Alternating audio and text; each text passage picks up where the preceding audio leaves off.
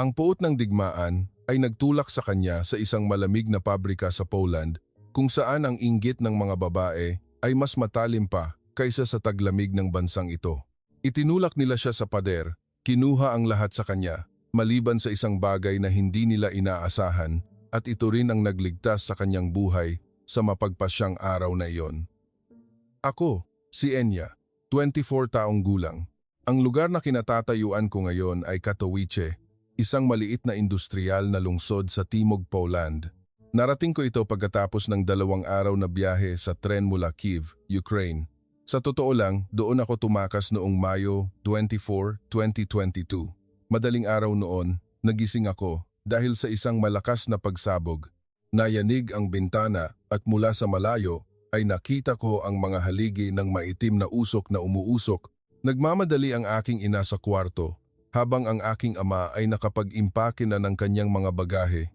Sinabi niya na nagsimula na ang digmaan. Hindi ako makapaniwala. Hindi ko inakala na mangyayari ang ganito sa ika-21 siglo. Ako ay isang third-year college student, nagpapakadalubhasa sa graphic design. Abala ako sa paghahanda para sa exhibition ng pagtatapos. Ang aking mga gawa ay nasa studio pa rin at ang aking laptop ay puno ng mga hindi tapos na file. Hindi ko kailanman inakala na iyon ang magiging huling pagkakataon. Nagpasya ang aking mga magulang na ipadala ako sa kanluran. Hindi makaalis ang aking ama sa bansa dahil siya ay nasa edad ng mandatoryong serbisyo militar. Kinailangan ng aking ina na alagaan ang aking lola. Nahihirapan ang aking lola sa paglalakad at hindi makayanan ang mahabang paglalakbay. Ang biyahe ng tren patungong Lviv ay tulad ng impyerno. Nasa isang siksikan na karwahe ako. Sa loob ng 4 na araw, umiiyak ang mga bata, umaaray ang matatanda, at maging ang pagpunta sa banyo ay hindi magawa ng maayos.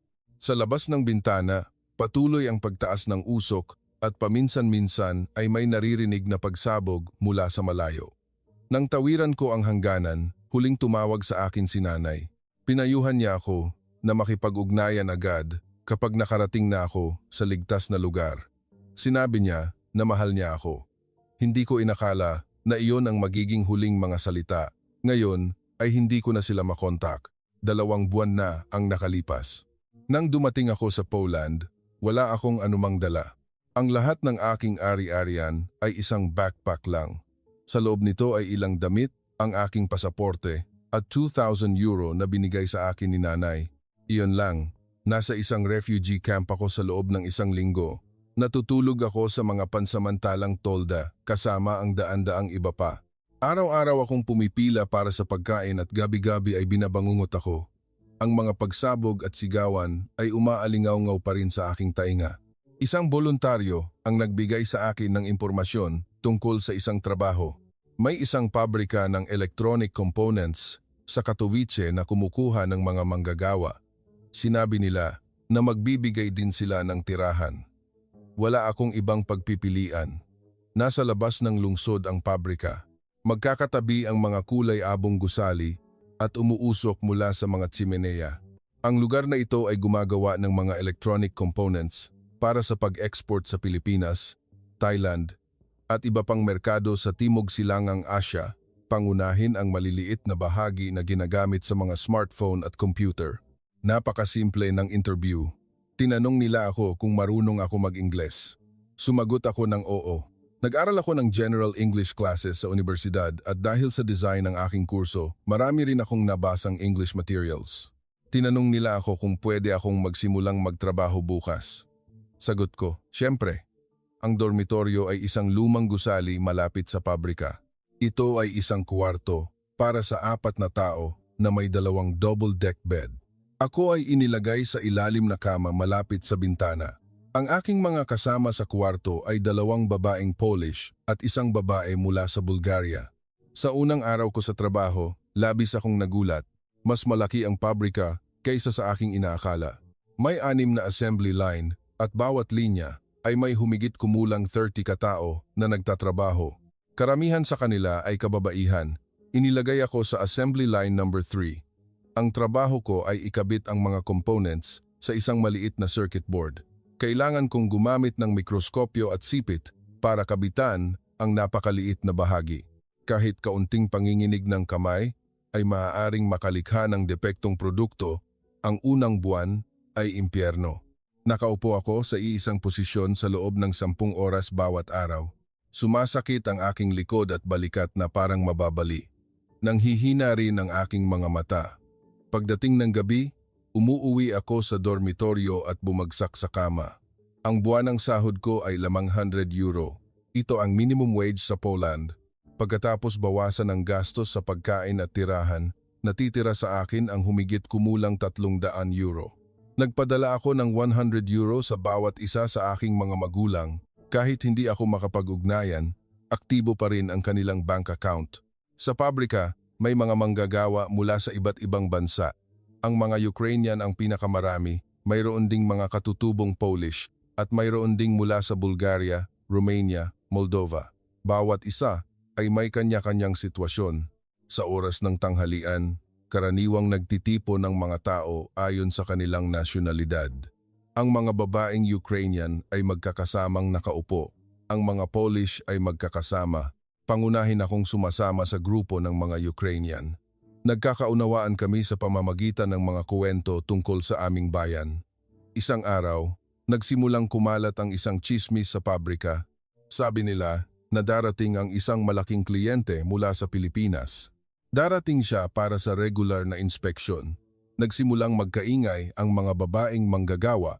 Ang kulturang Pilipino, bagaman hindi kasing lakas ng Korean o Japanese wave, ay unti-unting nakakakuha ng atensyon sa Europa, lalo na sa potensyal na ekonomiya at turismo nito. Marami ang na-curious sa pagbangon ng bagong Asian Dragon na ito. Hindi rin naiba ang mga babaeng manggagawa sa pabrika. Ang tsismis tungkol sa nalalapit na pagdating ng isang negosyanteng Pilipino ay nagdulot ng pagkakagulo sa mga babaeng manggagawa na hindi pa kasal, lalo na sa mga babaeng Polish. Mas makapal ang kanilang makeup, mas maingat ang kanilang pag-aayos ng buhok. Hindi ako interesado. Wala akong oras para sa mga ganoong bagay. Araw-araw, sinisikap ko lang tapusin ang aking kwota sa trabaho. Pagkatapos ng trabaho, nag-online ako upang maghanap ng freelance design jobs. Kailangan kong kumita ng dagdag na pera. Sa araw na iyon, nakatutok pa rin ako sa trabaho gaya ng dati. Nakayuko ako sa mikroskopyo, nagkakabit ng mga pyesa. Biglang dumating ang line manager at sinabing, "Nandyan na ang kliyenteng Pilipino, maglinis kayo ng inyong mga upuan." Nang umangat ang ulo ko, nakita ko siya sa unang pagkakataon. Siya ay isang lalaki na nakasuot ng itim na jacket, matangkad at tuwid ang tindig. Kasama niya ang factory director upang inspeksyonin ang linya. Mukha siyang nasa edad 30s. Walang ekspresyon ang kanyang mukha, matalim ang kanyang tingin. Maingat niyang sinuri ang bawat workstation at nagtanong sa Ingles. Sumulyap sa kanya ang mga babaeng manggagawa. Ang ilan ay ngumiti at bumati sa pamamagitan ng kanilang mga mata, ngunit tila hindi siya interesado. Nakatutok lang siya sa produkto at sa kalagayan ng linya. Lumampas siya sa aking workstation. Huminto siya sandali, tiningnan ang piyesa na aking inilalagay. Pagkatapos ay tumango siya at nagpatuloy. Iyon lang, tumagal ang inspeksyon ng humigit kumulang 2 oras. Dinalaw niya ang lahat ng linya at pagkatapos ay pumasok sa conference room kasama ang factory director. Nang umalis siya, nagsimulang magbulungan ang mga babaeng manggagawa. Si Ania, ang babaeng Polish sa katabing mesa, ay nagsabi, "Ang gwapo niya, parang artista sa pelikula." Sang-ayon din ng iba, wala akong sinabi. Nagpatuloy lang ako sa trabaho. Inaamin kong gwapo siya, ngunit siya ay nabibilang sa ibang mundo. Ako ay isang refugee at siya ay isang matagumpay na negosyante. Sa oras ng tanghalian, umalis siya sa pabrika. Sumakay siya sa isang itim na sasakyan at nawala. Nagpahayag ng panghihinayang ang mga babaeng manggagawa. Nagtaka sila kung babalik pa ba siya, sabi ni Ania. Ito ay regular na inspeksyon kaya tiyak na darating siya minsan bawat buwan. Magkikita ulit tayo sa susunod na buwan. Naghiyawan ang mga babaeng manggagawa. Hindi ako gaanong interesado kung darating ba siya sa susunod na buwan. Ano ba ang mahalaga doon? Para sa akin, ang mahalaga lang ay tapusin ang kwota ko ngayon, kunin ang sahod ko, at magpadala ng pera sa aking bayan. Oras na para umuwi, inayos ko ang aking workstation, Inilagay ang mga gamit sa tamang lugar, isinara ko ang takip ng mikroskopyo at itinulak ang silya. Iyon ang aking pang-araw-araw na nakasanayan. Ang ibang mga manggagawa ay isa-isang tumayo. Inalis nila ang kanilang uniforme, nagpalit ng karaniwang damit at kinuha ang kanilang mga bag mula sa locker. Lahat sila ay mukhang pagod. Nang akmang tatayo na ako, may nakabara sa aking paa. Yumuko ako upang tingnan ang sahig. Isang brown na folder ang nakahiga sa ilalim ng aking workstation. Ang kakaiba. Kaninang umaga ay tiyak na wala iyon doon. Siguro may naghulog habang dumadaan. Dinampot ko ito. Medyo makapal. Sa pabalat ay may nakasulat na English text at logo ng isang kumpanya ng Pilipino. Kumpanya niya. Siguro nahulog niya ito habang dumadaan sa linya ngayong hapon. Nag-alinlangan ako kung bubuksan ko ba. Hindi pwede. Ito ay dokumento ng ibang tao, ngunit sa tingin pa lang sa labas ay mukhang importante. Nag-alinlangan ako kung ano ang gagawin. Balak ko sanang ibigay sa manager, ngunit nang tingnan ko ang kanyang opisina, patay na ang ilaw. Malamang umuwi na siya. Tiningnan ko ang orasan, 6:10. Karamihan sa mga staff ng opisina ay umuuwi ng nasa oras. Dapat ko bang ipagpabukas na lang? Ngunit posibleng umalis siya ng Poland ngayong gabi. O baka may mahalaga siyang meeting bukas ng umaga. Kung ito ay mahalagang dokumento, baka kailangan niya ito ngayong gabi mismo. Nag-isip ako. Pero paano ko siya mahahanap? Wala akong alam na contact information. Ang parking lot, dumating siya sakay ng kotse, baka hindi pa siya umaalis. Inalis ko ang aking uniforme at nagpalit ng karaniwang damit. Inilagay ko ang folder sa aking bag. Kumakabog ang aking puso. Lumabas ako sa pangunahing gate.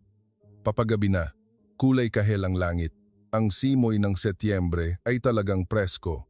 Naglakad ako papunta sa parking lot. May ilang sasakyan pa roon. Karamihan ay sa mga night shift workers. Kabilang doon ang isang itim na sedan. Malinis at makintab ito, naiiba sa ibang mga sasakyan. Lumapit ako, tiningnan ko sa loob ng kotse. Nandoon siya, nakaupo sa driver's seat at nakikipag-usap sa telepono. Hindi ko masyadong naririnig, ngunit seryoso ang kanyang boses. Mukhang tawag sa trabaho. Inisip ko na hindi ko siya dapat abalahin.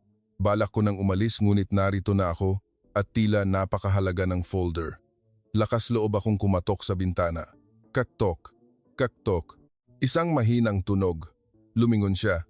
Tiningnan niya ang labas ng bintana. Nakita niya ako at nanlaki ang kanyang mga mata sa pagtataka.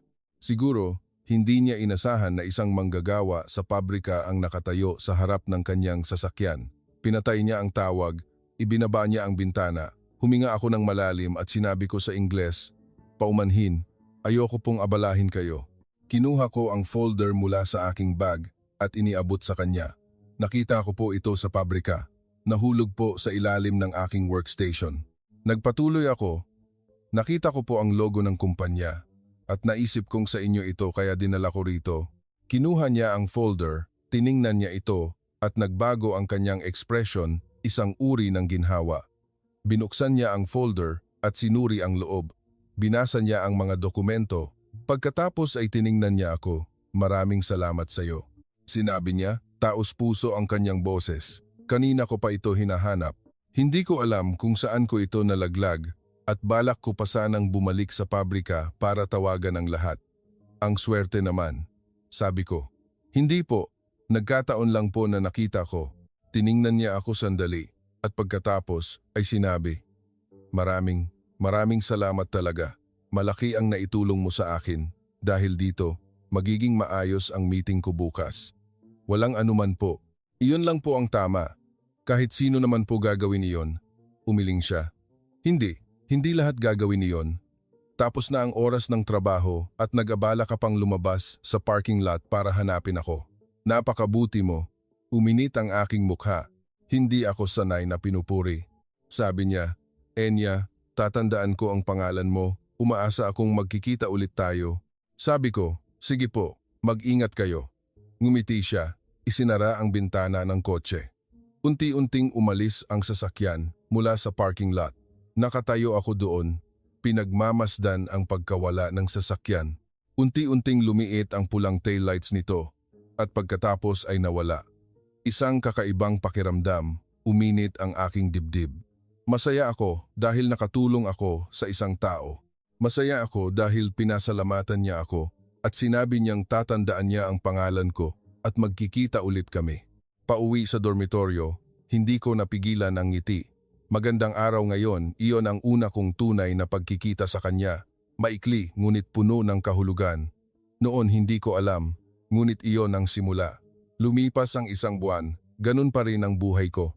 Gumising ako ng 6 a.m., pumunta sa pabrika at umuwi ng 6 p.m. tuwing weekend.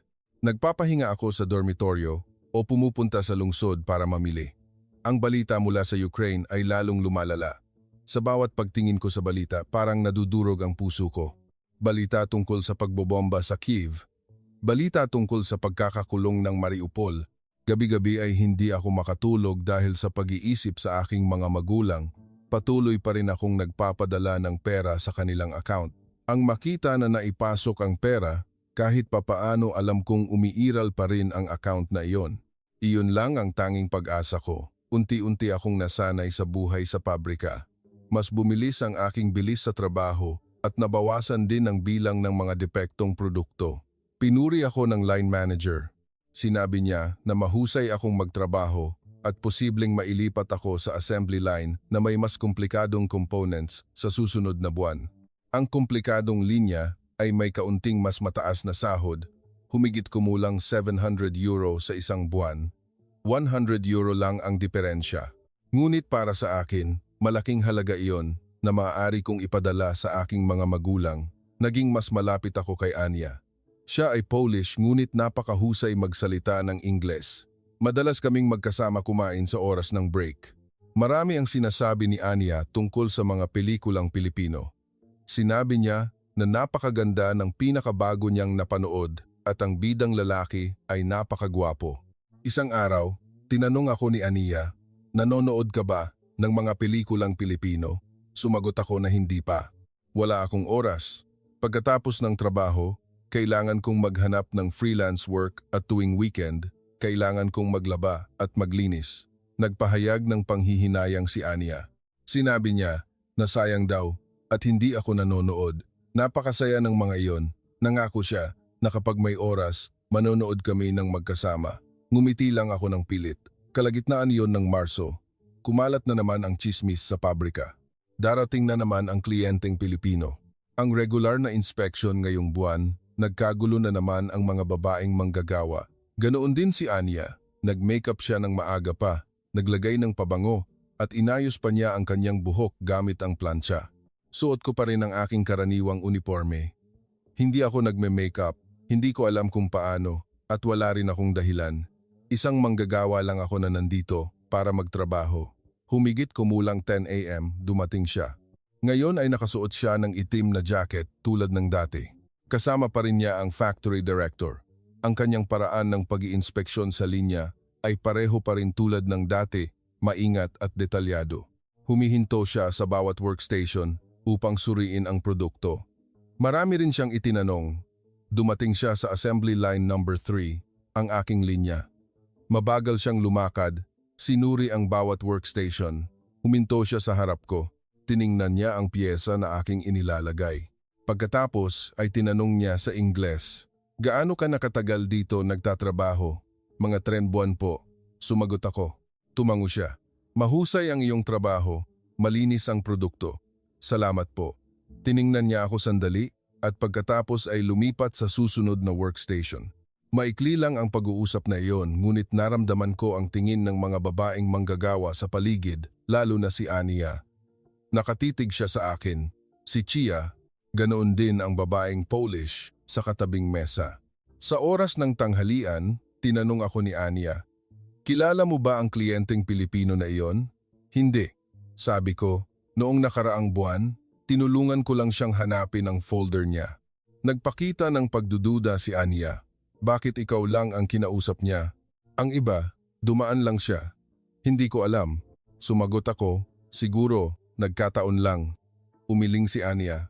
Hindi ko akalain na nagkataon lang iyon. Pagkatapos ng tanghalian, bumalik ako sa workshop. Nasa opisina pa rin siya ng pabrika. Tila matagal ang meeting. Humigit kumulang 2 p.m., lumabas siya ng opisina. Mukhang aalis na siya sa pabrika. Nang dumaan siya sa linya, bigla siyang huminto mismo sa harap ng aking workstation. Tiningnan niya ako at tinanong, "May oras ka ba?" Naguluhan ako. Hindi ko maintindihan kung ano ang nangyayari. Sumagot lang ako ng opo. Sinabi niya, "Gusto kong magtanong sa iyo ng ilang bagay tungkol sa produkto ng pabrika." Nakakuha siya ng pahintulot mula sa line manager. Masaya siyang pumayag. Lumabas ako sa pasilyo, kasama siya at ang factory director. Tahimik ang pasilyo, kinuha niya ang isang tablet at ipinakita sa akin. Iyon ang mga detalye ng produkto. Nagtanong siya tungkol sa ilang components. Itinanong niya ang mga hirap sa aktwal na proseso ng trabaho. At kung mayroon bang kailangang pagbutihin, sumagot ako ng totoo. Sinabi ko na ang ilang components ay napakaliit at mahirap ikabit, lalo na para sa mga matatandang manggagawa, medyo mataas din ang rate ng depekto. Maingat siyang nagtala at pagkatapos ay nagtanong ng iba pang mga tanong. Kumusta ang working environment? May kailangan bang pagbutihin? Sinabi ko na medyo madilim ang ilaw. Ang paggamit ng maliliit na components ay mabilis na nakakapagod sa mata at hindi rin masyadong maganda ang ventilation system. Napakainit sa tag-araw, napakalamig naman sa taglamig. Tumango siya at nagpatuloy sa pagtatala. Ang pag-uusap ay tumagal ng humigit kumulang 10 minuto, napakadetalyado ng kanyang mga tanong, at sa huli ay tinanong niya, "Gaano ka nakatagal nagtatrabaho dito?" 3 buwan na po. Nag-alinlangan siya sandali at pagkatapos ay tinanong, "Mula ka ba sa Ukraine?" "Opo," sagot ko. "Mula ako sa Kyiv." Lumambot ang kanyang mukha. "Sigurado akong nahihirapan ka ng husto. Ang iwanan, ang iyong bayan, dahil sa digmaan." Uminit ang aking puso. Sa unang pagkakataon, naramdaman kong may nakakaintindi sa aking sitwasyon. "Ayos lang po. Lubos akong nagpapasalamat na may trabaho ako rito." Tahimik niya akong tiningnan sandali at pagkatapos ay sinabi, "Napakasipag mo," at tumalikod. Pagbalik ko sa workshop, ang tingin ng mga babaeng manggagawa ay tila tumatagos sa akin, lalo na sina Anya at Chia. "Napakabigat ng atmosphere," tanong ni Anya. "Ano ang pinag-uusapan ninyong dalawa?" "Tungkol lang sa produkto," sagot ko. Nagtatanong siya tungkol sa mga hirap sa trabaho. Nanunuya si Anya. Maaari naman niyang tanungin ang manager tungkol sa mga bagay na iyan. Ano ang dahilan para tanungin kanya ng personal? Hindi ako nakasagot. Hindi ko rin alam ang dahilan. Hindi ko maintindihan kung bakit niya ako tinanong. Kinagabihan, pagbalik ko sa dormitoryo, tiningnan din ako ng aking mga kasama sa kwarto na may mapanuring tingin. Mabilis na kumalat ang tsismis.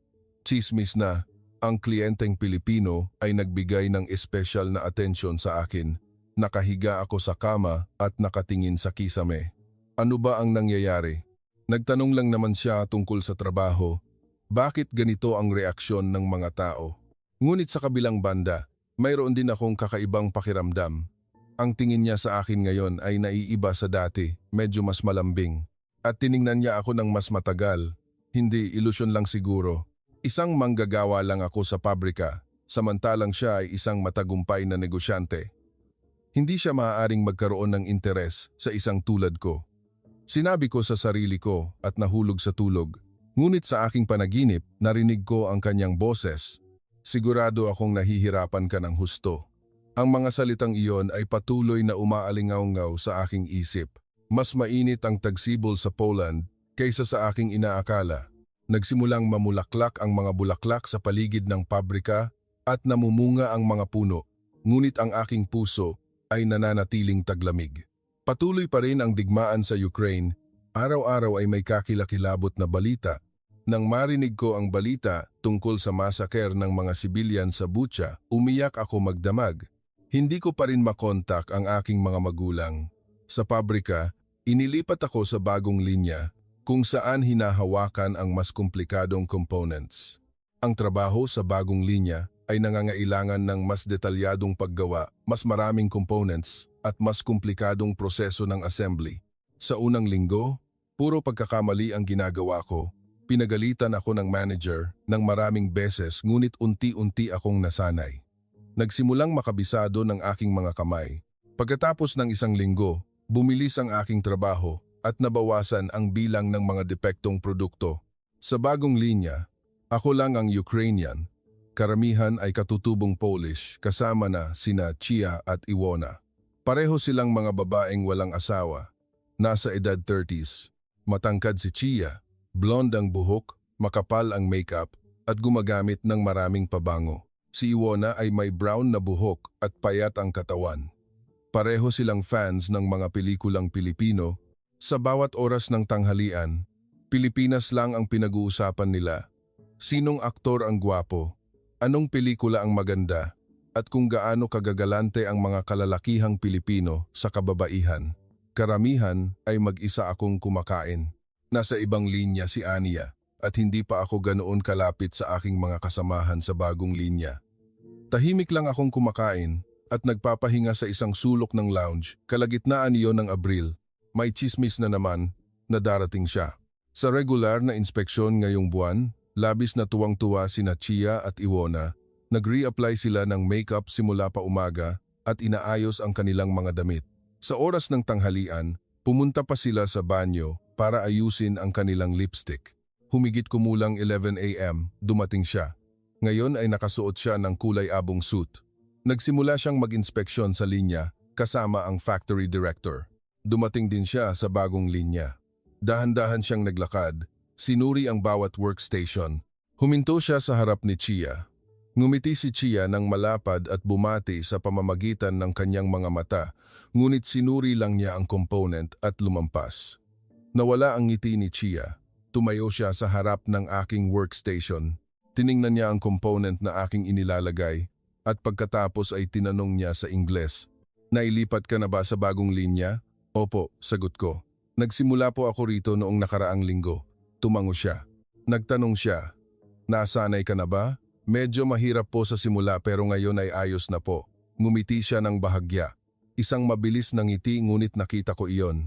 Sinabi niya na masipag akong magtrabaho at lumipat sa susunod na workstation. Sinusulyapan ako ni Chia. Ang kanyang tingin ay kasing lamig ng yelo. Ganoon din si Iwona. Pareho silang nakatingin sa akin na may pagkadismaya. Hindi pa oras ng break. Nang akmang pupunta ako sa kantina, lumapit si Chia. "Nia, may relasyon ka ba sa kliyenteng Pilipino na iyon?" "Wala po kaming relasyon," sabi ko. Noong nakaraan, tinulungan ko lang siyang hanapin ang kanyang mga dokumento. Suminghal si Chia. "Dahil lang sa pagtulong mong hanapin ang isang folder, ikaw lang ang kinakausap niya sa bawat pagpunta niya, hindi makatuwiran." Hindi ako nakasagot. Kakaiba rin sa akin. Hindi ko maintindihan kung bakit ako lang ang kinakausap niya. Sumingit si Iwona. "O baka naman may ginagawa ka sa likod namin? Nagpapakyut ka ba sa lalaking Pilipino?" Nagalit ako.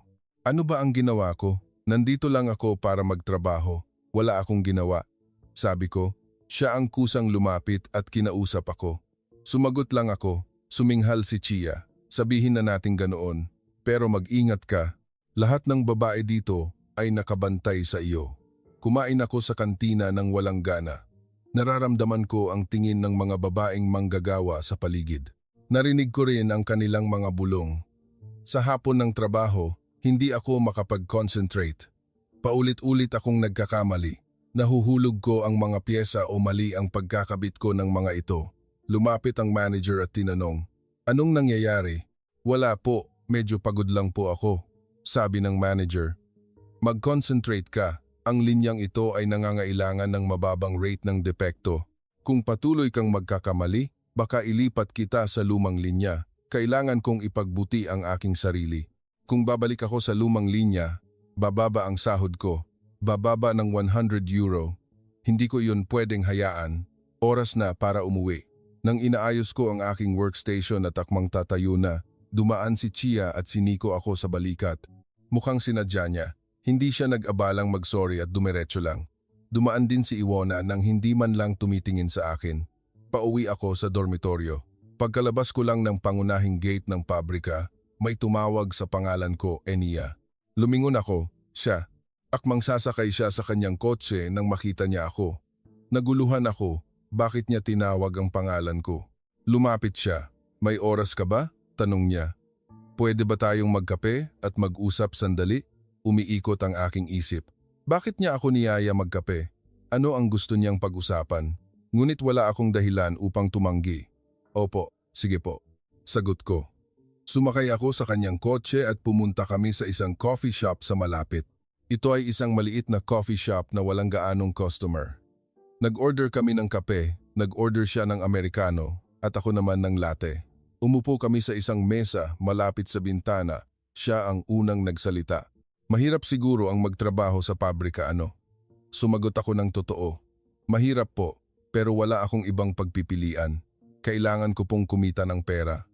Tumango siya. Pagkatapos ay sinabi niya, noong una, nagtrabaho din ako sa pabrika. Nagulat ako. Ang isang tulad niya ay nagtrabaho rin sa pabrika. Nagsimula siyang magkuwento.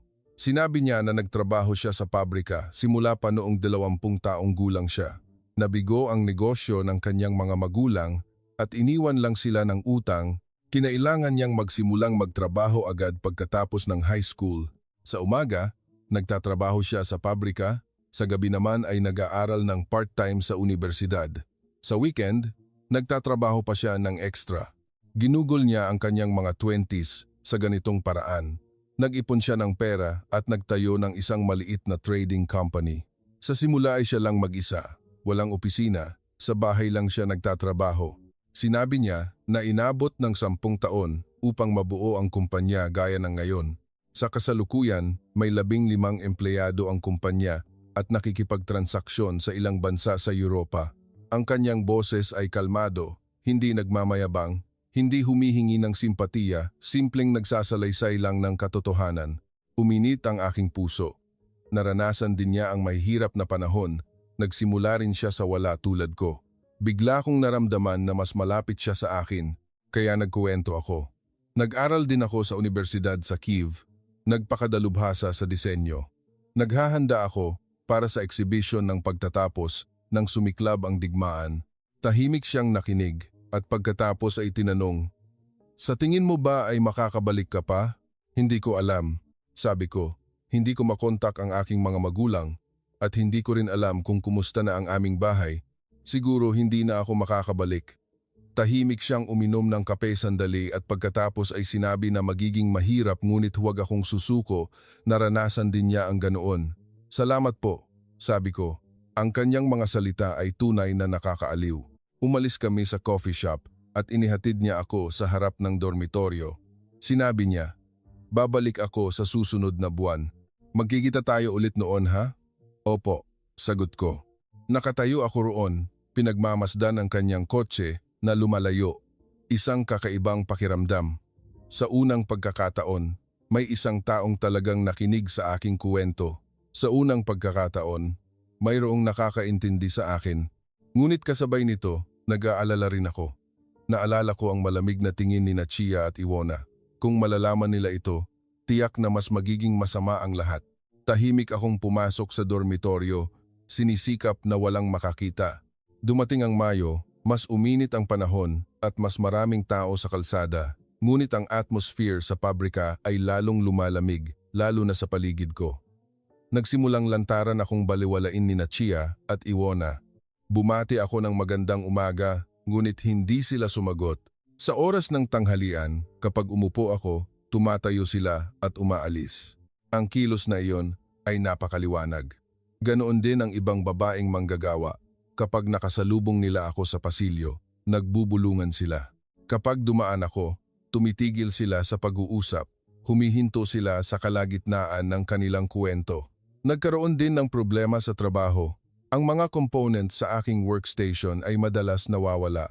Malinaw na inihanda ko ang mga iyon sa umaga, ngunit pagkatapos ng tanghalian, wala na sila roon.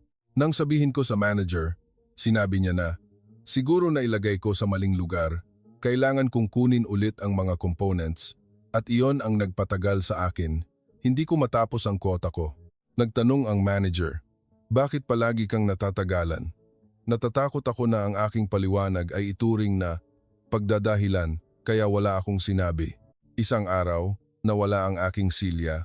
Nang dumating ako sa trabaho sa umaga, wala iyon doon. Nakita ko ito sa isang sulok ng ibang linya. May naglipat nito. Dumaan si Chia at sinabi, "Ay, paumanhin ha. Siguro nailipat ko iyon nang naglilinis ako." Ngunit nakangiti siya. Hindi iyon mukha ng nagsisisi. Lalo pang lumala ang lahat. Ang aking mga produkto ay nagsimulang magkaroon ng mga gasgas. Malinaw na maingat ko silang binuo, ngunit nang suriin muli, may mga gasgas. Ang mga ito ay itinuring na depektong produkto. Tinawag ako ng manager. Sinabi niya na napakataas ng aking rate ng depekto. Hindi ito maaaring magpatuloy ng ganito. Binalaan niya ako na mag-ingat. Naramdaman ko ang sama ng loob. Hindi ko ginagasgasan ang mga iyon.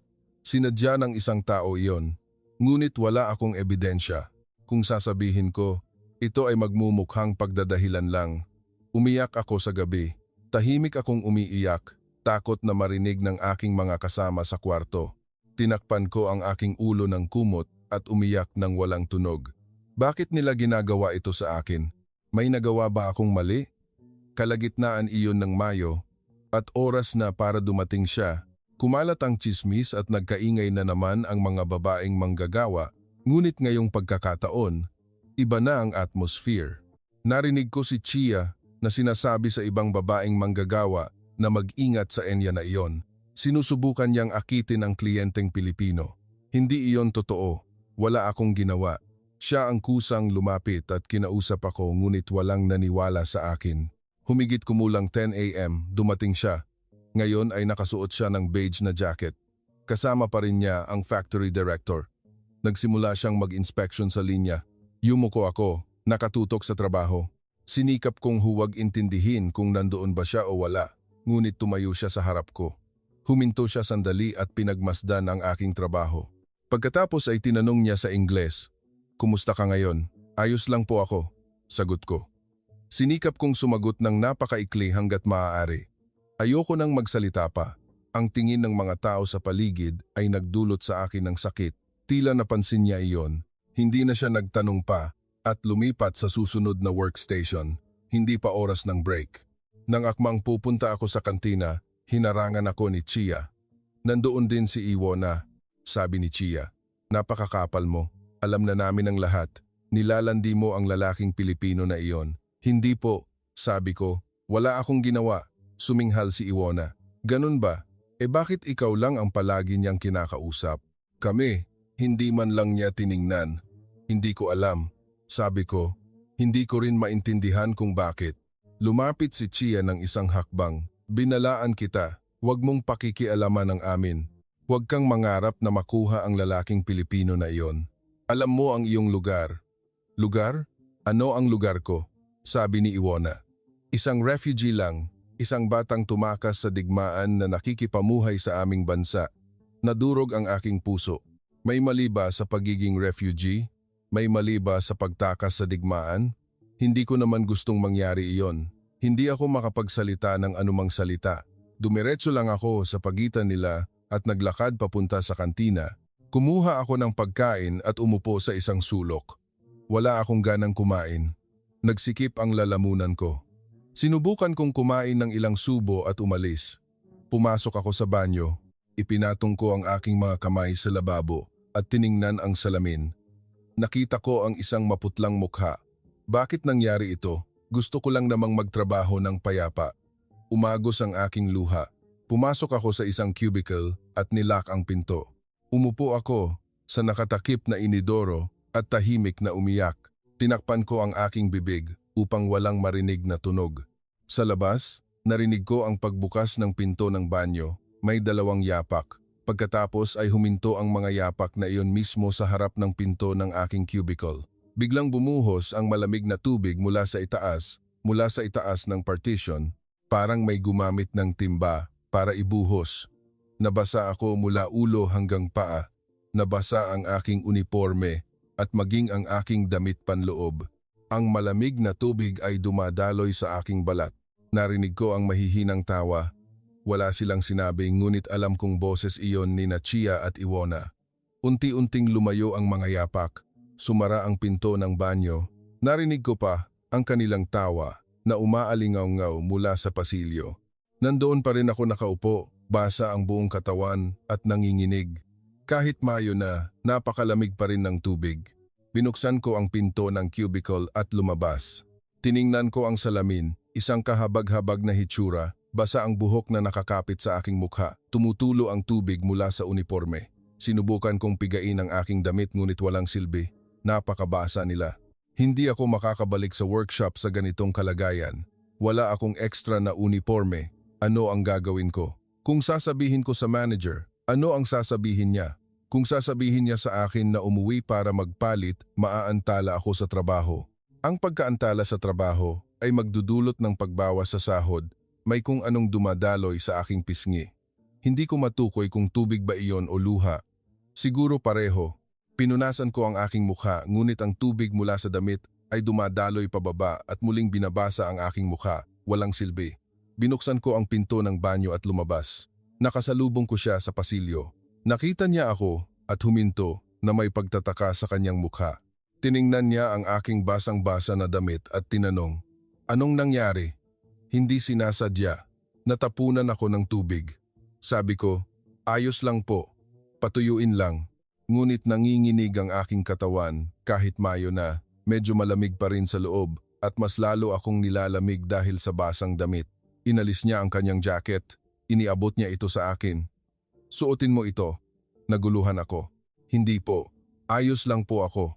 Sinabi niya, "Malamig ka. Suotin mo ito. Alisin mo ang basang damit at isuot ito." Desidido ang kanyang boses. Walang puwang para tumanggi. Kinuha ko ang jacket, bumalik ako sa banyo ng kababaihan. Inalis ko ang basang uniforme, basa rin ang aking damit panloob, ngunit wala akong ibang pagpipilian. Isinuot ko ang kanyang jacket, maluwag at mainit ito. Nasinghot ko ang kanyang amoy, isang banayad na pabango. Tiningnan ko ang salamin, umaabot sa aking tuhod ang jacket. Mukha itong kakaiba ngunit mainit. Lumabas ako. Naghihintay siya. "Salamat po," sabi ko. Sinabi niya na pwede kong isauli sa kanya mamaya pag-uwi. Hindi na kailangan magmadali, opo. Tumango siya at naglakad patungo sa factory director. Bumalik ako sa workshop. Lahat ng babaeng manggagawa ay nakatingin sa akin. Tiningnan nila ang jacket na suot ko. Napatigas ang mukha ni Chia. Ganoon din si Iwona. Nagsimulang magbulungan ang iba. Umupo ako sa aking pwesto. Nagsimula akong magtrabaho, ngunit naramdaman ko ang mga tingin sa paligid, mga tingin na masakit. Dumating ang manager. "Anong nangyari sa damit mo?" tanong niya. "Natapunan po ako ng tubig kaya nanghiram po ako ng jacket." Tumango ang manager, ngunit puno pa rin ng pagdududa ang kanyang mukha. Ang hapon ng trabaho ay parang bangungot.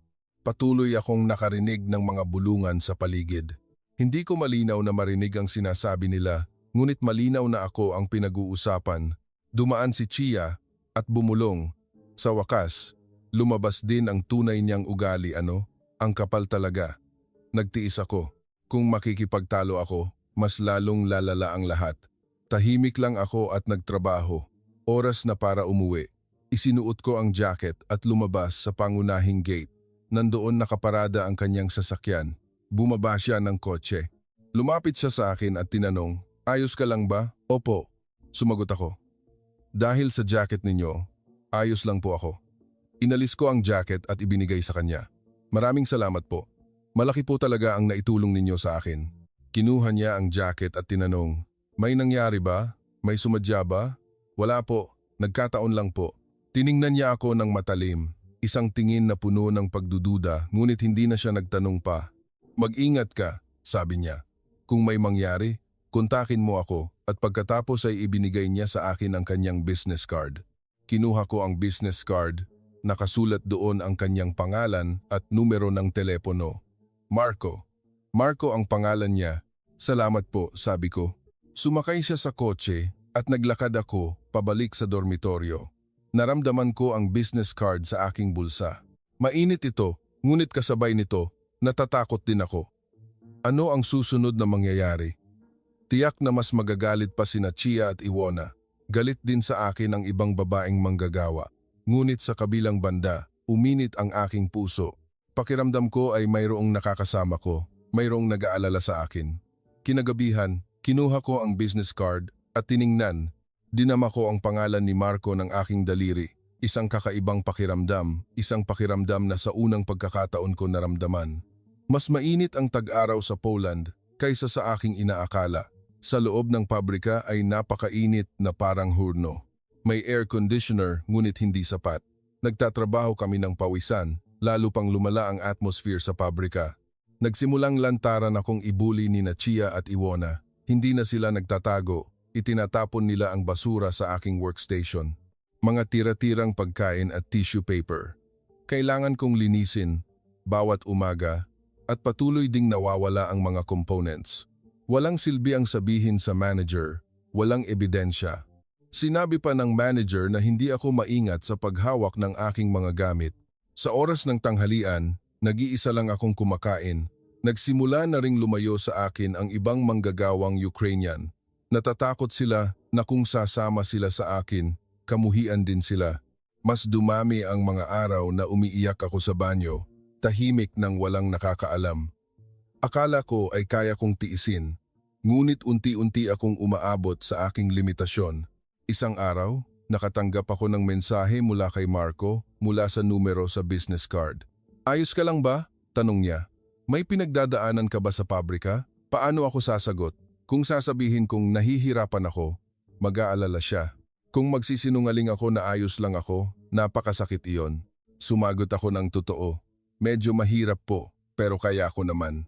Agad na sumagot si Marco. "Ngayong Sabado, may oras ka ba? Maaari ba tayong magkita sandali?" Sabado ang aking day off. Sumagot ako ng opo. Nagkita kami ng 2 p.m. ng Sabado sa pangunahing gate ng pabrika. Dumating si Marco sakay ng kotse. Nakasuot siya ng casual na damit, mukha siyang mas komportable kaysa sa trabaho. Nagtanong ako kung saan kami pupunta. Ngumiti si Marco. "Sa isang magandang lugar." Nagmaneho kami papunta sa siyudad, ang sentro ng Katowice. May isang parke. Isang malaking parke na maraming puno at isang lawa. Naglakad kami sa parke. Napakaganda ng panahon, mainit ang araw at presko ang hangin. Ang tagal na rin bago ako nakaramdam ng ganitong kapayapaan. Umupo kami sa isang bench. Inabutan ako ni Marco ng isang tasa ng kape. Mukhang binili niya ito habang papunta, latte, ang paborito ko. Tanong ni Marco. Sa pabrika, wala ba talagang nangyayari? Nag-alinlangan ako sandali. Sasabihin ko ba? Kung sasabihin ko, makikialam si Marco. Maaari pa nitong palalain ang sitwasyon. Ngunit hindi ko na kayang tiisin mag-isa. Gusto kong magliyong maglabas ng loob sa isang tao. Dahan-dahan akong nagkuwento. Sinabi ko na galit sa akin ang mga babaeng manggagawa. Sinabi ko na kasalanan niya iyon dahil siya lang ang kinakausap niya, kaya sila naiinggit. Nagkuwento rin ako tungkol sa pambubuli, nawawalang components, nagasgas na produkto at basurang nakakalat. Nasabi ko ang lahat, napatigas ang mukha ni Marco. "Pasensya na," sabi ko. "Kasalanan ko, hindi kasalanan mo." "Sobra lang sila," sabi ni Marco. "Kakausapin ko ang pabrika, hindi ito maaaring magpatuloy." "Wag po," sabi ko. "Kung gagawin ninyo iyan, mas lalong lalala ang lahat." Susubukan ko na lang tiisin. Tiningnan ako ni Marco na may malungkot na mukha. Pagkatapos ay tinanong niya, "Bakit kailangan mong tiisin ito ng ganito? Hindi ka ba makakalipat sa ibang lugar?" "Hindi po." Sinabi ko na ito ang lugar na may pinakamahusay na kondisyon at ang sahod ay ayos lang. Kung pupunta ako sa ibang lugar, mas magiging masama ang kondisyon at higit sa lahat, kailangan kong magpadala ng pera sa aking mga magulang. Napakahirap na ng sitwasyon ngayon. Kung bababa pa ang sahod, mas lalong magiging mahirap. Tahimik si Marco sandali, tumingin sa lawa, at pagkatapos ay sinabi na mayroon din siyang katulad na karanasan. Nagkuwento siya tungkol sa kanyang panahon sa pabrika noon. Simula noong 20 taong gulang siya, nagtrabaho siya ng 5 taon sa isang pabrika ng automotive parts.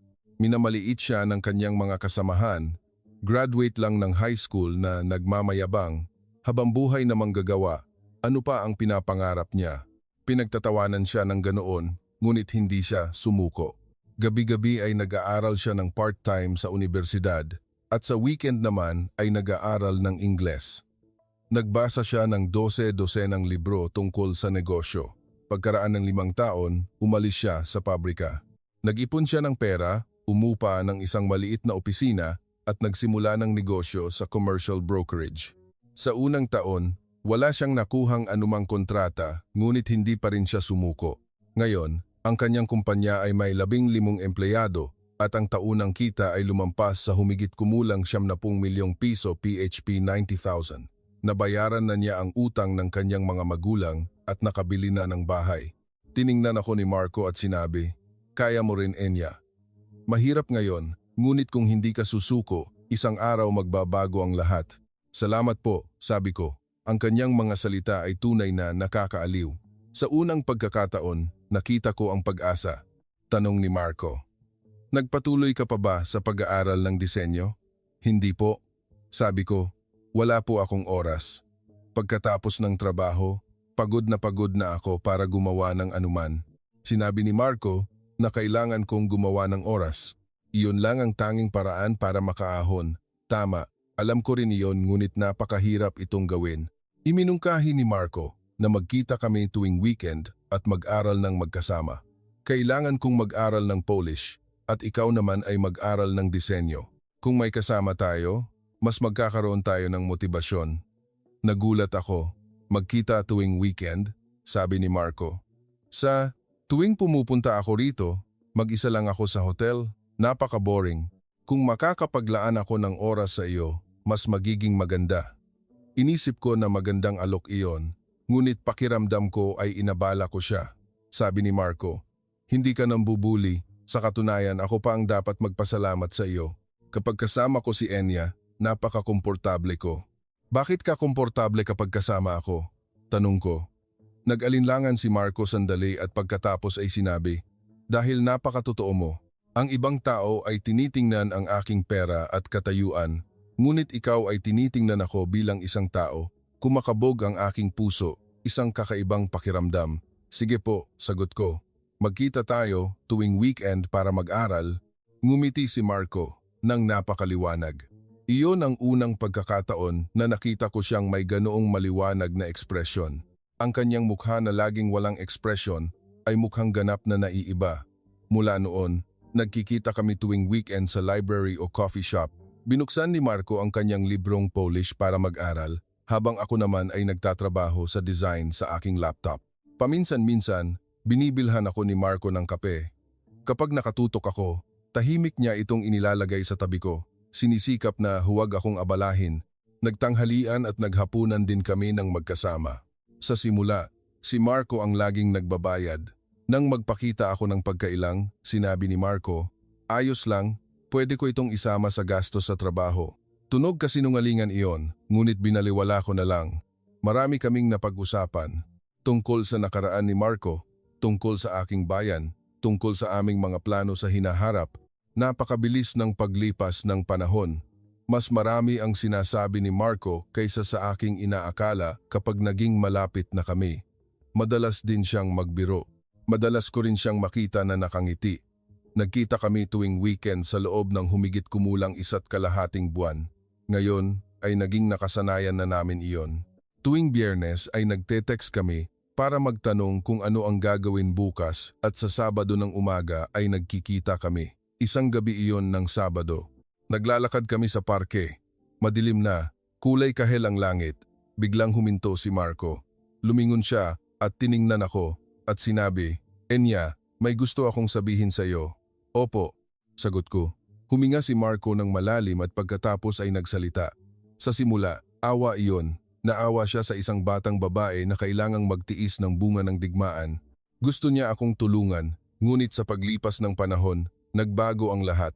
Masaya siya kapag nakikipag-usap sa akin. Gusto niya akong tingnan. Nagsimula siyang mag-isip lang tungkol sa akin. Alam na niya kung ano iyon, pag-ibig. Ngunit si Enya ay 24 taong gulang pa lang, samantalang siya ay 39 na, 16 taon ang agwat, kaya sa simula ay maingat siya. Naisip niya na hindi iyon praktikal. "Pero mahal kita ng totoo." Hindi ako makapagsalita. Kumakabog ang aking puso, umiikot ang aking isip. Sabi ni Marco, "Dahan-dahan ka lang. Ayoko kang bigyan ng pressure. Gusto ko lang malaman mo ang aking nararamdaman." Pauwi, sa kotse, tahimik si Marco, nakatutok sa pagmamaneho, habang ako naman ay nakatingin sa labas ng bintana. Gulong-gulo ang aking isip. Ang pagtatapat ni Marco ay patuloy na umaalingaw-ngaw sa aking isip. Sa totoo lang, Alam ko rin, alam ko ang aking nararamdaman. Sa bawat pagkakita ko kay Marco, kumakabog ang aking puso. Sa bawat pagtanggap ko ng mensahe mula sa kanya, nakakaramdam ako ng tuwa. Palagi akong naghihintay sa weekend, ngunit natatakot akong aminin kung ang isang tulad ko ay pinapayagang magmahal sa kanya. Wala akong anumang mayroon. Nang huminto ang kotse sa harap ng dormitoryo, sinabi ni Marco, "Pag-isipan mo ng mabuti ha, pwede kang sumagot anumang oras." "Salamat po," sabi ko at pumasok sa loob. Nahiga ako sa kama at tumingin sa kisame. Ang mukha ni Marco ay lumitaw sa aking isip, ang kanyang maliwanag ng ngiti. Ang kanyang seryosong mukha habang nag-aaral, ang kanyang tingin na puno ng pag-aalala kapag nakatingin sa akin, uminit ang aking dibdib. Ito ba ay pag-ibig? Bago matulog, nagpasya akong maging tapat sa aking nararamdaman. Nagpasya akong sasagutin ko siya sa susunod na Sabado. Hanggang noon, aayusin ko ang aking mga iniisip. Lumipas ang isang linggo, isang mahabang linggo. Bawat araw ay si Marco lang ang iniisip ko. Kahit sa trabaho ay hindi ko sinasadyang naiisip siya. Gabi-gabi ay hindi rin ako makatulog. Lalo pang lumala ang sitwasyon sa pabrika. Sina Chia at Iwona ay paikot-ikot sa paligid ng aking workstation. Mukhang naghahanap sila ng pagkakataon. Isang araw, sa oras ng tanghalian, nawala ang aking bag. Malinaw na inilagay ko ito sa locker sa umaga, ngunit ngayon ay wala na ito doon. Naghanap ako sa loob ng isang oras. Sa huli, nakita ko ito sa basurahan. Ang basurahan sa lounge, puno ng tira-tirang pagkain ng bag. Ang pitaka at cellphone, sa kabutihang palad, ay nandoon pa rin ngunit ang amoy ay napakabahong-baho. Nagalit ako. Sobra na ito. Balak kong kausapin ang manager. Ngunit sa pasilyo, nakasalubong ko si Chia. Nandoon din si Iwona. Pareho silang nakangiti. "Nahanap mo na ang bag mo?" tanong ni Chia. "Saan iyon?" "Sa basurahan," sabi ko. Alam kong sino ang gumawa nito. Nagkibit balikat si Chia. "Hindi ko alam. Baka may nagtapon lang ng hindi sinasadya. Kailangan mag-ingat," singit ni Iwona. "Mukha kang lutang nitong mga nakaraang araw. Siguro masyado kang abala sa pag-iisip sa lalaking Pilipino kaya wala ka sa sarili, ano?" Nagtiis ako. Kung makikipagtalo ako, mas lalong lalala ang lahat. Tumalikod lang ako. Hindi ko sinabi sa manager. Wala rin namang ebidensya. Kung sasabihin ko, sasabihin lang sa akin na hindi ako maingat sa paghawak ng aking mga gamit. Dumating ang Sabado. Ang araw ng pagkikita namin ni Marco. Nag-aalala ako simula pa umaga. Ngayon kailangan kong sumagot. Nagkita kami ng 200 PM sa pangunahing gate ng pabrika. Dumating si Marco, sakay ng kotse. Ngumiti siya at bumati gaya ng dati. Nagpunta kami sa parke, ang aming pamilyar na lugar. Umupo kami sa bench at tahimik sandali. Si Marco ang unang nagsalita. "Huwag kang makaramdam ng pressure ha. Hindi mo kailangang sumagot." "Gusto kong sumagot," sabi ko. Huminga ako ng malalim at pagkatapos ay sinabi, "Mahal din kita." Sinabi ko na sa simula ay mabait siya, isang taong nagbigay sa akin ng ginhawa sa oras ng paghihirap. Ngunit sa paglipas ng panahon, nagbago ang lahat.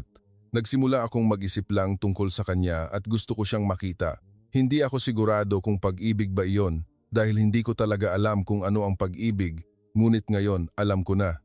Sabi ko, ito na ang pag-ibig. Tiningnan ako ni Marco ng matalim, malambing ang kanyang tingin. Pagkatapos ay sinabi niya, "Salamat." Kinuha niya ang aking kamay. Malaki at mainit ang kamay ni Marco. Mahigpit niyang hinawakan ang aking kamay. Walang salita ngunit naramdaman ko ang kapayapaan.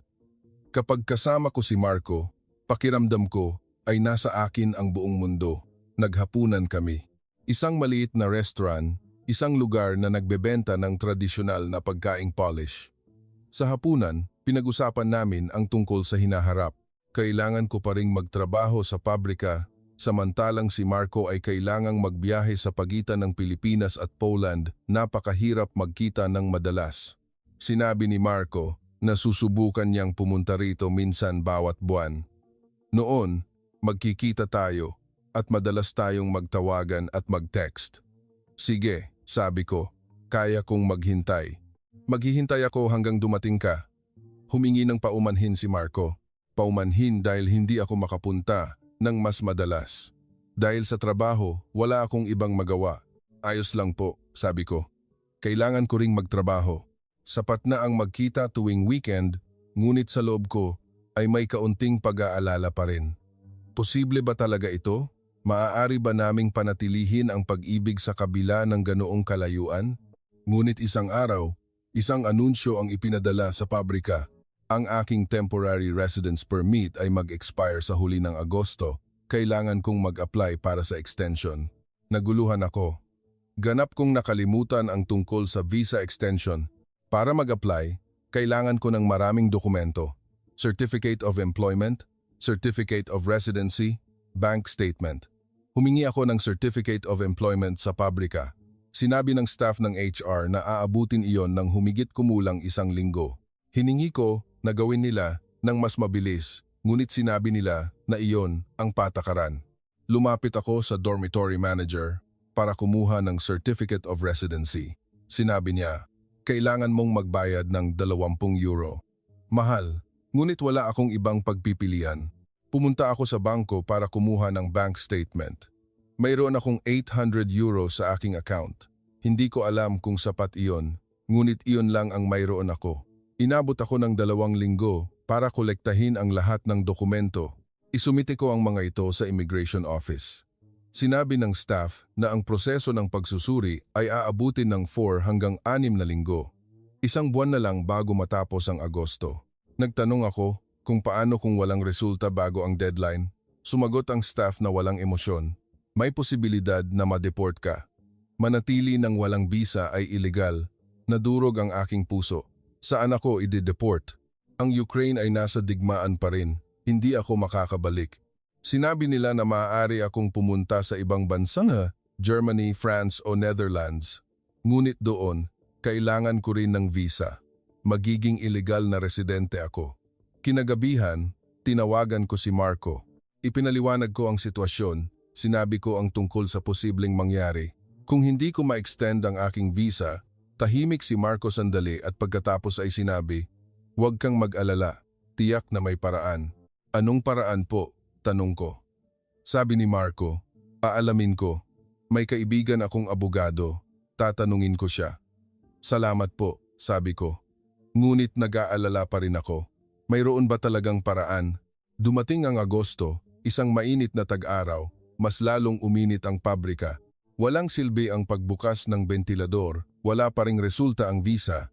Sinusuri ko ang aking email araw-araw ngunit walang balita. 2 linggo na lang bago ang expiry date, nagkaroon din ng problema sa pabrika. Tinawag ako ng manager, seryoso ang kanyang mukha. Sinabi niya na napakataas ng aking rate ng depekto. Sa buwang ito lamang ay lumampas na sa 10%. Binalaan niya ako na kung magpapatuloy ito, napakahirap na i-renew ang kontrata. Naramdaman ko ang sama ng loob, hindi ako ang gumawa ng depektong produkto na iyon. Sinadya ng isang tao na gasgasan ang mga iyon, ngunit hindi ko masabi. "Naiintindihan ko po," sabi ko. Mas magiging maingat po ako. Nang lumabas ako, nasa pasilyo si Chia. Nakangiti siya. Isang ngiti na tila alam niya ang lahat. Sa oras ng tanghalian, pumasok ako sa banyo. Habang naghuhugas ako ng kamay sa lababo, pumasok sina Chia at Iwona. Sabi ni Chia, "Enya, puro malas ka nitong mga nakaraang araw ano? Pati visa mo may problema. Mataas din ang rate ng depekto mo." "Paano mo nalaman?" tanong ko. Nagtawa si Iwona. Lumapit si Chia. "Binalaan na kita, hindi ba? Huwag mong galawin ang lalaking Pilipino na iyon. Hindi ka nakinig kaya nangyayari sa iyo ito. Hindi kasalanan ko." Sabi ko, si Marco ang unang nagkagusto sa akin. Suminghal si Chia. "Mahalaga ba iyon? Isang refugee na tulad mo ay nangangarap sa isang negosyanteng Pilipino? Alamin mo ang iyong lugar." Nagalit ako. "Pagiging refugee, hindi ba pwedeng magmahal?" Sabi ni Iwona. "Tama? Parasite ka lang dito, nabubuhay sa buwis namin tapos may gana ka pang humingi." Umagos ang aking luha, sinubukan kong pigilan, ngunit hindi ko kaya. Nagtawa silang dalawa at umalis. Pumasok ako sa isang cubicle ng banyo at umiyak ng malakas. Bakit kailangan kong tiisin ang mga bagay na ito? Gusto ko lang namang mabuhay, magmahal. Nagring ang cellphone ko, si Marco. Hindi ko kayang sagutin. Mangangatal ang boses ko. Mag-aalala si Marco. Nag-text siya, "Maari ba tayong magkita ngayong gabi? May importante akong sasabihin." Sumagot ako ng opo. Nagkita kami pagkatapos ng trabaho. Nagkita kami kinagabihan. Seryoso ang mukha ni Marco. Pumasok kami sa isang coffee shop at umupo. Sinabi ni Marco, "Kinausap ko na ang kaibigan kong abogado tungkol sa problema sa visa. May ilang paraan. Ang una ay mag-apply para sa political asylum, ngunit ang proseso ng pag-apruba ay maaaring tumagal ng ilang taon. Sa panahong iyon, limitado ang iyong trabaho. Ang pangalawa ay lumipat sa student visa. Maaari kang mag-enroll sa isang universidad ngunit napakamahal ng tuition at kailangan mong mag-aral full-time, hindi ka makakapagtrabaho.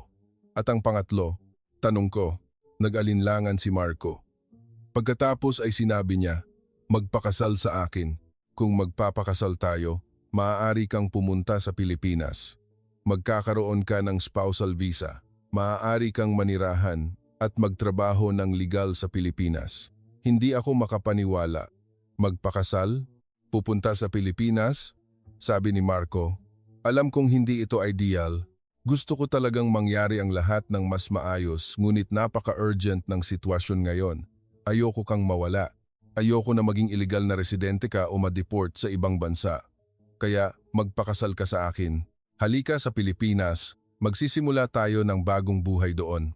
Sabi ni Marco, pag-isipan mo ng mabuti huwag kang magmadaling magdesisyon. Ngunit wala akong oras, 2 linggo na lang at mag-expire na ang aking visa. Hinawakan ni Marco ang aking kamay. Gagawin ko kung gusto mo. Kung ayaw mo, maghahanap tayo ng ibang paraan. Tutulungan kita sa lahat ng paraan. Salamat po, sabi ko, pag-iisipan ko po. Pauwi sa dormitoryo, umiikot ang aking isip. Magpakasal kay Marco, mahal ko siya kaya masaya ako. Ngunit ito ba ang tamang bagay? Magpakasal? Dahil sa visa? O dahil sa tunay na pag-ibig? Hindi ko matukoy, napakagulo ng lahat. Nag-isip ako magdamag, hindi ako makatulog. Kinabukasan, nagdesisyon ako. Nag-text ako kay Marco. Tungkol sa nangyari kahapon, mag-iisip ako ng positibo. Agad na tumawag si Marco. Totoo ba ang sinasabi mo? Talaga bang ayos ka lang? Ayos lang po, sabi ko. Hindi. Sa totoo lang hindi ako sigurado. Ngunit tila ito ang pinakamahusay na paraan. Sabi ni Marco, hindi ko hahayaang pagsisihan mo. Gagawin kitang masaya. Naniniwala ako sa iyo. Sabi ko, nagsimula na ang proseso ng paghahanda ng dokumento. Mas komplikado ito kaysa sa aking inaakala. Kailangan ko ng birth certificate, medical certificate, at certificate of no criminal record. Kailangan kong pumunta sa Ukrainian Embassy. Ito ay 4 na oras na biyahe sa tren mula sa Katowice. Noong Sabado, sumama ako kay Marco. Sa tren, nakatingin ako sa labas ng bintana, dumadaan ang tanawin ng kanayunan ng Poland. Hinawakan ako ni Marco sa kamay. Ayos lang yan. Punong-puno ng tao ang embahada. Karamihan ay mga refugee ng Ukraine, mga taong humihingi ng dokumento tulad ko. Naghintay kami ng 5 oras. Kumuha kami ng numero at umupo sa waiting area. Laging nasa tabi ko si Marco. Sigurado akong naboboard na siya ngunit hindi siya nagreklamo. Sa wakas, dumating ang turn ko. Ipinaliwanag ko ang sitwasyon sa staff. Kailangan ko ng mga dokumento para magpakasal. Inabutan ako ng staff ng isang form. Inabot ako ng 3 minuto para sagutan. Sinabi nila na makukuha ang mga dokumento pagkatapos ng 2 linggo. Ipapadala nila sa pamamagitan ng post. Nanatili kami sa Warsaw ng isang gabi. Nag-book si Marco ng hotel. Nag-book siya ng 2 hiwalay na kwarto. Isang pagiging maalalahanin. Naghapunan kami sa Old Town. Napakaganda ng mga kalsada. Magkakatabi ang mga lumang gusali. Kapag natapos ang digmaan, muling itatayo ang Kiev na tulad nito, mas magiging maganda pa, sabi ni Marco. Umaasa ako. Ngunit hindi ako naniniwala. Ang aking bayan ay tila napakalayo. Tanong ni Marco. Sinabi mo ba sa iyong mga magulang ang tungkol sa pagpapakasal natin? Nag-alinlangan ako. Paano ko sasabihin? Hindi ko nga sila makontak. Maglalagay ako ng mensahe sa kanilang account, sabi ko. Kapag nagpadala ako ng pera, maaari akong mag-iwan ng maikling mensahe para ipaalam. Nagpasya akong gawin iyon. Kinabukasan, bumalik kami sa Katowice. Lunes, Pumasok na naman ako sa trabaho. Ang atmosphere sa pabrika, mas lumala pa. Kumalat na ang tsismis. Tsismis na magpapakasal ako sa isang lalaking Pilipino. Hindi ko alam kung bakit nila nalaman. Wala akong sinabihan. Kalaunan ko lang nalaman. Ang HR staff ang nagpakalat ng balita. Tinanong ko siya tungkol sa mga dokumento para sa pagpaparehistro ng kasal at sinabi niya sa ibang manggagawa. Tiningnan ako ng mga babaeng manggagawa. Mga tingin na puno ng galit, lalo na sina Chia at Iwona. Sa oras ng tanghalian, lumapit si Chia. Sumama rin si Iwona at 2 pang babaeng manggagawa. 4 sila na pumalibot sa aking mesa. Sabi ni Chia, narinig ko na, magpapakasal ka na sa lalaking Pilipino na iyon. Hindi ako sumagot. Suminghal si Iwona. Napakasuklam. Magpapakasal ka para lang makakuha ng visa, hindi ba? Isang arranged marriage. Hindi, sabi ko. Nagpapakasal kami dahil nagmamahalan kami. Suminghal si Chia. Pag-ibig? Ang isang refugee na tulad mo ay marunong din magmahal?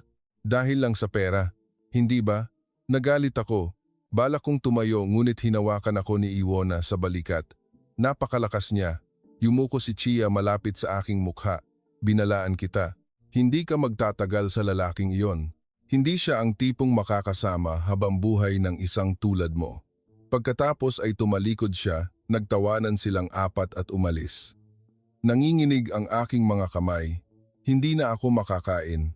Umalis na lang ako sa kantina. Ngunit nagdesisyon ako na hindi ako susuko. Kung tutuusin, paalis na rin ako rito. Kalagitnaan iyon ng Agosto. Sabi ni Marco, pumunta muna tayo sa Pilipinas. 2 linggo pagkatapos, dumating ako sa Ninoy Aquino International Airport, Anaya. Nanginginig ang aking mga paa, isang bagong bansa. Mas malaki ang Maynila kaysa sa aking inaakala. Mataas na mga gusali at mabilis ang paggalaw ng mga tao. Ang mga sulat Filipino sa mga karatula ay napakaganda. Nasa bahay kami ni Marco sa isang distrito ng Makati, isang malaking condominium unit kung saan makikita ang siyudad mula sa bintana. Pagkaraan ng 3 buwan, nagdaos kami ng kasalan. Naghanda si Marco ng isang maliit na seremonya. Sa isang restauran na may tanawin ng Ilog Pasig, inimbitahan lang niya ang mga empleyado ng kumpanya at ilang kaibigan. Suot ko ang isang puting damit na binili sa akin ni Marco. Simple ngunit maganda ito. Naglagay ako ng maliit na bulaklak sa aking ulo. Nang tumingin ako sa salamin, umiyak ako. Ilang buwan pa lang ang nakakaraan, isang refugee ako. Ngayon, isa na akong nobya. Napakakagila-gilalas. Nang dumating ako sa restaurant, naghihintay na si Marco. Nakasuot siya ng itim na suit. Tiningnan niya ako at napanganga. Napakaganda mo, sabi niya. Isang simpleng seremonya iyon. Nagpalitan kami ng panata at nagbigayan ng singsing. Nang isinuot ni Marco ang singsing sa aking kamay, nanginginig ang kanyang mga kamay. Hinawakan ni Marco ang 2 kong kamay. Pagkatapos ay dahan-dahan siyang nagsalita sa Filipino. Mahal kita. Gagawin kitang masaya habang buhay. Kapag nahihirapan ka, nandyan ako sa tabi mo. Sumagot din ako. Mahal din kita. Sa tabi mo, kahit saan ay ayos lang. Salamat. Hinawakan ni Marco ang aking mukha gamit ang 2 niyang kamay. Pagkatapos ay dahan-dahan niya akong hinalikan. Isang malambing at mainit na halik. Umalingaw-ngaw ang palakpakan. Binati kami ng lahat. Hinalikan ni Marco ang aking noo. Bumulong siya. Salamat. Salamat at pinakasalan mo ako. Bumulong din ako. Ako dapat ang magpasalamat. Ang Ilog Pasig ay kumikinang sa labas ng bintana. Madilim na, kulay kahel ang langit. Isang napakagandang sandali. Hindi ko kailanman malilimutan. Kinagabihan, pag-uwi namin, binuksan ko ang bintana. Ang tanawin ng Maynila sa gabi ay nakalatag sa harapan. Niyakap ako ni Marco mula sa likod. Napakainit, nagsimula na ang isang bagong buhay. Ang mga unang buwan ay hindi madali. Hindi ako bihasa sa Filipino at wala akong kakilala. Kapag si Marco ay nasa trabaho sa araw, mag-isa lang ako sa bahay. Madalas din siyang magbiyahe sa ibang bansa para sa trabaho. Naramdaman ko ang kalungkutan. Ngunit hindi ako sumuko. Nagsimula akong mag-aral sa isang Filipino Language Center. Araw-araw, nag-aaral ako ng 3 oras. Napaka-enthusiastic ng guro at napakababait din ng aking mga kaklase. Nagsimula din ako ulit sa trabaho sa disenyo. Nag-register ako sa isang website para sa mga freelancers. Sa simula, maliliit na trabaho lang, logo design, business card design. Hindi marami ang pera, ngunit iyon ay pera na ako mismo ang kumita. Humigit kumulang 3 buwan pagkatapos, nakapag-greet na ako sa Filipino. Nakakapagtanong ako ng presyo sa supermarket at nakakapag-order sa coffee shop. Maliliit na tagumpay iyon, ngunit labis akong masaya. Pagkaraan ng 6 na buwan, nagkaroon ako ng kaibigan, isang Pilipina, na nakilala ko sa Filipino Language Center. Sinabi niya na pumunta siya sa Pilipinas kasama ang kanyang asawa. Medyo magkatulad ang aming sitwasyon. Nagkakasama kami sa pagkain, pamimili. Nag-uusap kami tungkol sa buhay sa Pilipinas. Nagkaunawaan kami sa isa't isa.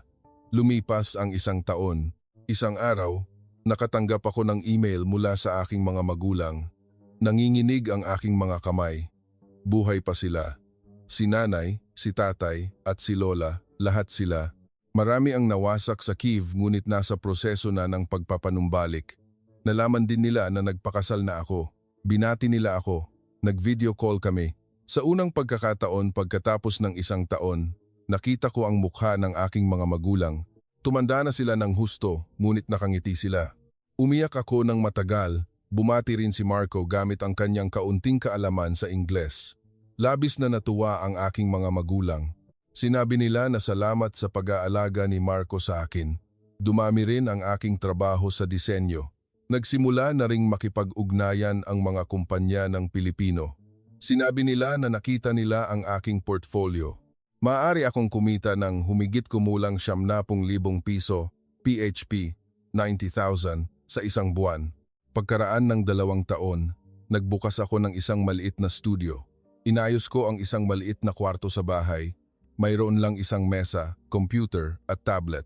Ngunit iyon ang sarili kong espasyo. Nagkabit din ako ng karatula, AHA Design Studio. Ang kumpanya ni Marco ay umuunlad din. Umabot na sa 30 ang bilang ng mga empleyado. Napakaabala niya, ngunit sa gabi ay palagi kaming nagsasalo-salo sa hapunan. Tuwing weekend ay nagde-date kami. Mayroon din kaming mga pagkakataon na nag-aaway dahil sa pagkakaiba ng kultura, ngunit nalutas namin iyon sa pamamagitan ng pag-uusap. Sinikap naming unawain ang isa't isa. Ang aming pag-ibig ay nagpatuloy. Hindi, mas lumalim pa ito. Ngayon ay Nobyembre 2025. Higit sa 2 taon na kaming kasal. Ang lahat ay parang panaginip kung babalikan. 3 taon na ang nakakaraan, ako ay isang refugee na tumatakas sa digmaan. Isang 24 taong gulang na babae na binubuli sa isang pabrika sa Poland. Ngayon ako ay isang designer, isang asawa. Ako rin ay isang Pilipina. Mahirap na panahon iyon. Marami akong iniyak. Maraming pagkakataon na gusto kong sumuko, ngunit nagtiis ako dahil kay Marco. Hindi dahil sa akin, dahil hindi ako sumuko. Ngayon, umuwi na si Marco mula sa trabaho. Binuksan niya ang pinto at pumasok. Mukha siyang pagod ngunit ngumiti siya nang makita ako. Maghapunan tayo mahal, sabi niya. Magkahawak kamay kaming lumabas. Ang mga kalye ng Maynila sa gabi ay tunay na kahanga-hanga. Ang mga neon sign ay kumikinang.